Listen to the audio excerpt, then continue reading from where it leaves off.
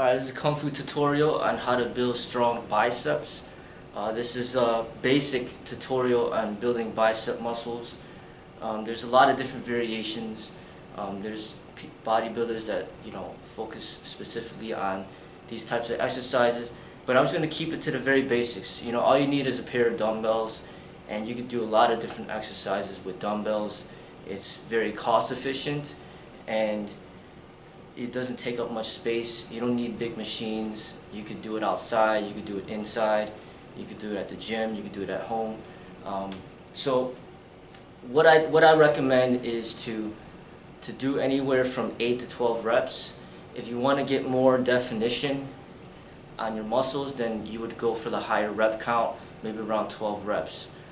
But if you want like more just straight strength and just straight muscle building, then it'll be in the lower rep range. You might even go as low as 6 reps. But I would recommend between 8 and 12. Once you get past 12 and it becomes easy, then you could just up the weight. So the important thing about building biceps is to basically not cheat. So to not arc your back like this and thrust your hips out. That typically happens when you start getting tired. And the problem is you could start causing some lower back pain with that. And then another thing is it's just bad form and bad technique, and then you start activating other muscles that are not, you're not focusing on the biceps as much anymore. So you don't want to arc the back, and you also don't want to use momentum to thrust it up like this, because if you're just using momentum, then once again you're just kind of swinging the weight up, and you're not really building the muscle, but you're just using momentum at that moment. So it's kind of like using gravity. Like if you just drop the weight to the floor, there's no muscle building at that moment. But if you lower the weight slowly, it's called working the negative. And by working the negative, you're actually you're building the muscle as you're lowering it slowly. Okay, so that's working the negative. But if you just drop it like this, then there's no muscle building at that moment, and the weight is essentially just using gravity to just fall to the floor, and there's no benefit to that. So you also don't want to use your shoulders to kind of assist in the movement, in the curl, because then now once again you're going to be utilizing more of the traps and the shoulders, and that's not what we're working on right now. We're working on the biceps. So you have to for this exercise, you want to kind of concentrate on the bicep muscle. So you don't want to arc the back, you don't want to swing the weight up, you don't want to shrug the shoulders up and go like this either. You just basically want to keep your back straight and just work on the bicep curl like this. Alright?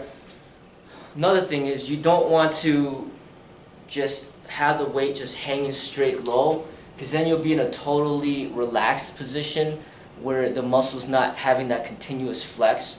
So what I recommend is to have a slight bend of the elbow, and then that will constantly put pressure or tension onto the bicep while you're working that muscle. But if you just let it hang straight down like this, then it's going to be too much relaxation for the bicep muscles. And another thing is you want to work the bicep muscle, continuously put tension in it. You don't want to just relax the muscle up down here or relax it up here, because if you do, your muscles are rebuilding and recuperating at that moment, and then you're not efficiently working out the muscle. So meaning all it takes is just a second, 2 seconds, 3 seconds for the muscles to recover pretty quickly. So what you want to do is not let it rest at all and just work it to the max until you can't do any more reps, and then rest. Because if you just keep resting in between each rep, then you're just prolonging the whole set, and it's not going to be efficient for strength building, and you're just kind of wasting your time, because the muscle is not getting fully challenged during that point of exertion. So meaning you don't want to just let it hang like this, and you don't want to just rest up here. You want to keep the rest minimalized as much as possible. So meaning if I was using these lighter weights and I'm going here, I want to just come up and then back down in the full range while keeping it flexed. So you don't want to let it down like that, and you don't want to come up like that. Okay. That's important because you're not really going to be building the muscle efficiently by letting it rest in between each rep. Okay. So another thing is you want to breathe correctly. So when you go up, you want to breathe out. So you want to breathe, exhale out. When you come down, you want to breathe in, and then out, up, in, down, out, up. So you don't need to stand against the wall, but the wall can help you get better form and technique by keeping the back of your head and then your upper back against the wall, and even your lower glutes against the wall. And then if you go like this against the wall, it will help you get better form. So without the wall, it's supposed to look like this. And then you also want to kind of tighten the core while you're doing this whole exercise. So tighten the core, proper breathing, breathing out when you go up, breathing in when you go down, not letting it rest completely straight down, but having a slight flex here, because that slight flex is going to put tension into the bicep and work it. And then when you come up, you want to just come up briefly and don't hold this position but immediately come back down, so there's always tension going on in the muscle. And then you want to maximize the performance during that short amount of time that you're doing the reps. Okay, so basically you don't want the whole set to last like a minute long because you keep resting between each rep. It's not efficient, and it's just not good for muscle building. Okay, because unlike the bench press, the weight is on you and it's tiring just holding it there. But if you're just holding these dumbbells to the side, you can hold it for a very long time, and there's really not much exercise that's going on at that moment, especially for the biceps if you just hold it like this, even if you hold it like that. But if you have a slight bend, then that's when it's going to be tough. You're not going to be able to hold it that long because now you're activating the bicep muscles. Same thing with this. This is another rest point, and you don't want to stay in these rest points for long. You want to have the full range of motion. Some people just go like this, and that's not what we work. That's not what I want you to do right now. I want you to have the full range of motion with that slight bend with each rep. Okay, so just to demonstrate, remember all those points that I just talked about. Try not to swing, thrust your hips out. Try not to use momentum to thrust it up this way, and keep that constant, that breathing technique down. Once you get down, over 12 reps, and you could do it quite easily, then you can just up the weight from there. So this is how it looks against the wall, with just something a little bit heavier. So here, starting from here.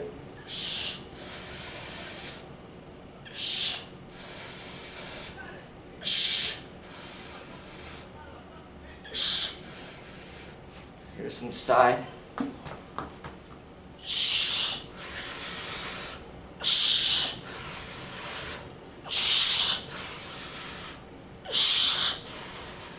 Okay, so other things to keep in mind.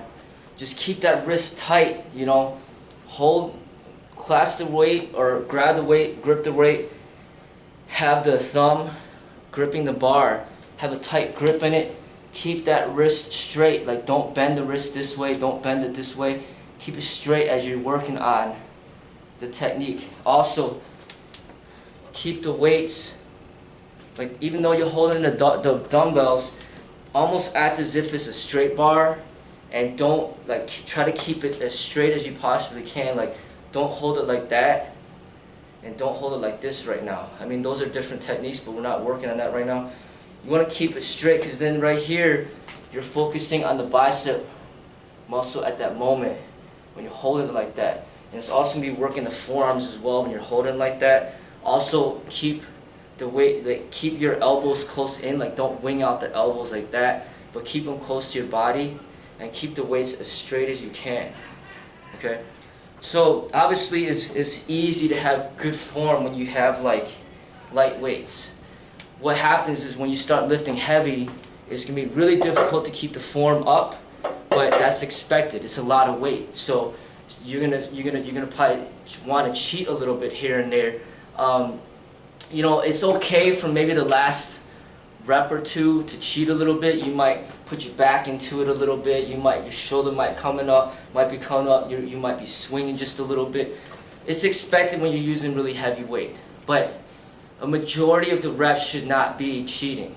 You know, if you're doing 10 reps and the last two, you know, 9 and 10, you know, it's not perfect form, then okay, that's fine. You're kind of cheating to kind of get that extra, you know, just get that extra rep in, which is good. You know, because if you don't have a spotter, you don't have anybody to help push you just a little bit more, then you might want to just kind of push yourself by cheating a little bit. You know, that's fine, but you should not be cheating throughout the whole set. You know, so some people, you know, they might just have a very short range of rep, you know, something like that, or there's just something that they're just not going right. They're just going like this, or they're going like this the whole time. Like, you don't want to do that. You know, it's not going to help you. And just because you use more weight doesn't mean that you're stronger, especially if you're not using the right technique. Okay, so I just use 20s. That's kind of easier for me. But if I use like 40s or 50s or 45s, it's going to be very difficult to keep good form. So you might be able to keep good form for maybe the first 6 reps, and then 7 and 8, it's really difficult. So I'll demonstrate how it looks when I use heavier weight, and you'll see, you know, you know, you're gonna see, hey, you know, his form is not as perfect as much anymore, but you know, that's what happens when you use more weight. Say I just do like 5 reps of the 40s, and I try to keep strict form back against here.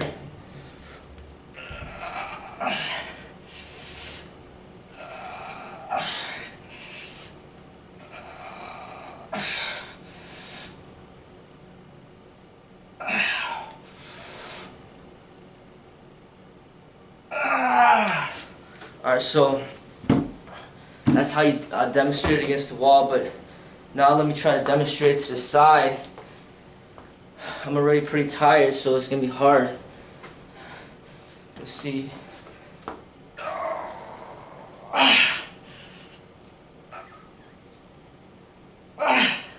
Okay, so you can do that, and then right after, what you can do is just grab something really light, like right away, and just do like a few more reps, like that.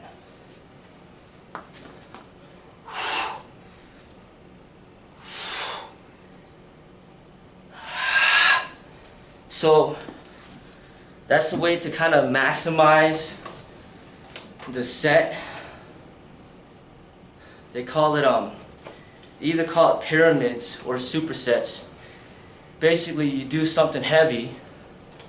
So say you do the 40s like 8 times, and then right away you grab something light like 20s or 15s and do like 10 more reps. But you got to do it really fast. You got to grab that extra weight within 3 seconds or less. Otherwise, you're going to lose the benefits of maximizing the intensity of that set. You know, they call it HIIT training, like high intensity interval training, where you have to maximize like total effort to a specific exercise in a short amount of time. So that's what you want to do with this, you know. Get as great form as you can within that rep range of like 8 to 12. The 40s is probably too much for me right now to stay between 8 and 12, so then I could lower it down to 35 or maybe even 30. Okay, so you got to find what works for you, and then if you have the ability to, as soon as you're done with that set, put that weight down and then grab something lighter and just do like 5 more reps or 10 more reps, and you're going to really get that burn. And you're not going to have to sacrifice form and technique. And another thing is, it's just proper form is just very important to minimize the potential of you getting injured, and it's just a better way of training the muscle, you know, targeting that muscle. Because right now we're not working the back, we're not working the chest, we're not working the shoulders, we're not working the triceps, we're specifically working the biceps. So this exercise, you want to concentrate on that development. Okay, there's a lot of different variations that I could teach, but this is just the very basic right now. And then later on I could go over some other techniques, some other variations and things like that. But these are just some really important pointers to remember. I'll just demonstrate really quickly what would not be good form. You know, I'll still use the 40s to make it realistic, because this is what happens when, you know, you're not using good form technique. So it might be something like this, where I go like this, and then I'm just thrusting my hips forward to get that rep in. And this is a demonstration of what you should not do. You know, like, if I did it like that, I could do a lot of those, but I'm not really lifting that weight, because I'm using like other muscles to get involved with the whole motion, and it's less bicep, maybe more legs, and just like a total body effort to get that weight up there. But that's not what we're working on right now. You know, the bicep muscle, or the bicep curls, is more of a concentration focused exercise specifically for that muscle group. It's not necessary, it's not considered like a compound exercise like you know, a clean and press or something, where you're utilizing your legs and your arms and, you know, your abs and your whole body to get that weight over your head. It's not like that. You know, the bicep, you know, even the bench press is using a lot of different muscle groups are getting involved. You know, the chest, the triceps, the shoulders. You know, there's a lot getting involved right there. The forearms, the wrists. But the bicep curls is specifically designed for training the biceps. So, you know, you shouldn't be thrusting up or anything like that. And another thing is, when you're holding the weight like this and then you go like that and you're twisting it, that's another way of resting. You know, it's another way of resting, and it makes it easier. When you go like this, you hold it and then you twist it up, and then you hold it like this again, you twist it up. It makes it easier. So if you try this way, you just keep the wrists locked the whole time, you'll notice that it'll be a lot harder doing it this way. You know, you'll notice it'll be a lot harder doing it this way when your wrists are locked out than if you twist it like this, you rest like that, and you go like this, and then you're going like twisting like this. This is a lot easier. You can do a lot more weight like that, but you're not really focusing the biceps to this potential at that moment. So basically, the harder you can make the exercise, and the less weight that you end up using as a result, that pretty much means that you got better form and technique. You're making something light become something heavy, and that is training more efficiently. You're training with better form, better technique, and because you're using less weight, you're using weight that you could actually handle, then it really minimizes the chances of injury. But the thing is, you know, if you're somebody, you know, you only weigh like 140 pounds, and then you're trying to curl like 50-pound dumbbells, you know, you're eventually gonna end up hurting yourself if you don't have the real strength to back that. You know, you start utilizing all these different muscle groups and swaying your body all these different directions.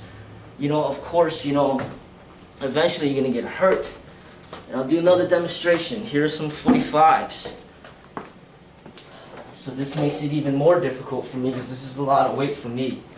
But you see, like, this is another example of what you should not do.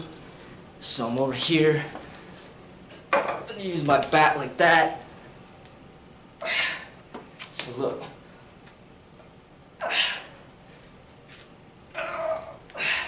So that's again, that's not what you're supposed to do. What you're supposed to do, go back down to something light. The 25s. This is what you're supposed to do. Like this.